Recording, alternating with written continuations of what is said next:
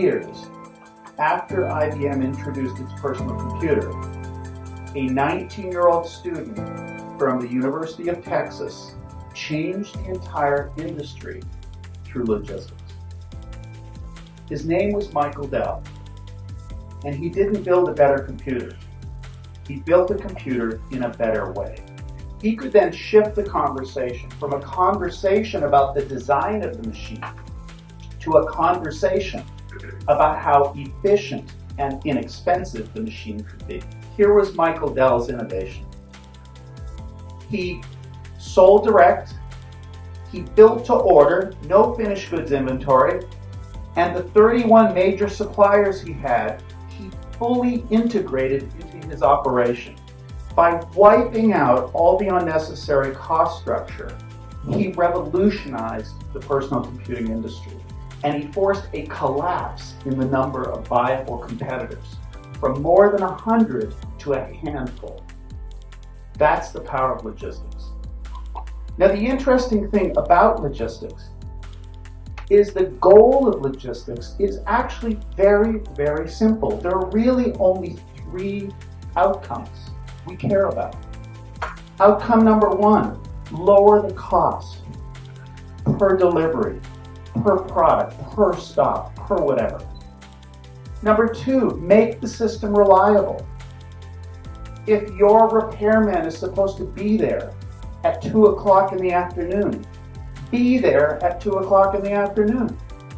And don't tell me about the traffic, and don't tell me about the delays, and don't tell me about the material that wasn't put on the truck. Be there. And increasingly in this world, what's becoming most important in logistics is speed. Quick used to mean next week for most logistical environments. Amazon, quick means today. Think of this as the level of performance, how good we are in cost, how good on reliability, how good at speed. Leadership is how to drive to the top. Not necessarily in every dimension of value, but how to drive to the top in the things that matter most to your customers. The next phase was actually a consumer phase where consumer technology was brought into the business-to-business environment. It was the mobile telephone and it was GPS. And there is no question that those technologies have had a substantial impact on logistics efficiency. For the first time, I could call a driver and say, "Where are you? Where are you?" The era we're in today of IoT and big data, I prefer to use more practical terms. We can do real-time tracking without having to call the driver.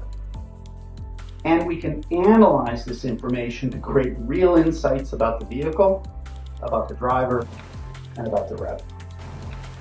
Today we're in an era where we can dynamically optimize routes.